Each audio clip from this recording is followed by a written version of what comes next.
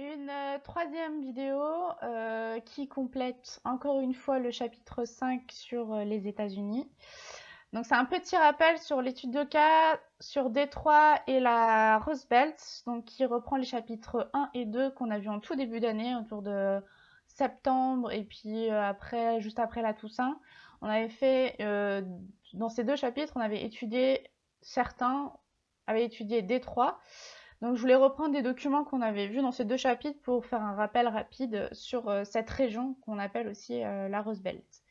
Donc on avait vu, bon il y a la photographie qui est derrière, on avait vu qu'à Détroit était une ville en déclin. C'est-à-dire économiquement, elle connaît une crise, surtout depuis 2008. Beaucoup d'entreprises ont fermé et on trouve donc sur la photo à droite une usine délabrée. On a trouvé un certain nombre d'usines délabrées dues à la fermeture très rapide de certaines usines.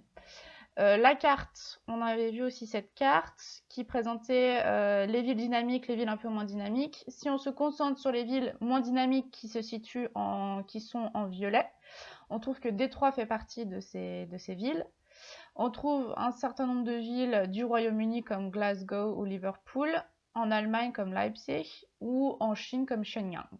D'accord, donc il y a une sorte de réseau de villes en déclin. En anglais, on appelle ça les shrinking cities.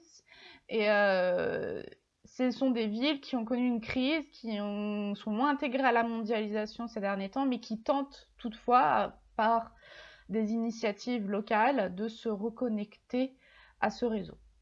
D'accord. Donc la ville de Détroit est intégrée dans une région qu'on appelle la Rust Belt. Donc là, je vous ai mis une carte de cette région. Donc la région que vous voyez en rouge ici. Donc c'est ce qu'on appelle la Rust Belt, donc la ceinture de la rouille en anglais. Enfin, si on traduit en français.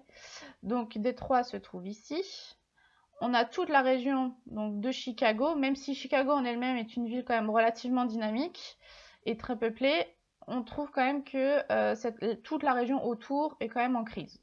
C'est un ancien bassin industriel, il y a beaucoup d'usines d'automobiles, métallurgie, le charbon, etc., qui connaît une crise depuis, on va dire, au moins une vingtaine d'années, et qui du coup connaît beaucoup de chômage, hein, une hausse du chômage. Donc ça c'est le nord-est avec la frontière avec le Canada. Le nord-est, on a New York qui est pas très loin. La mégalopolis que vous avez vu dans une activité précédente, donc tout ce qui est ici, hein, autour de New York, Washington, Boston.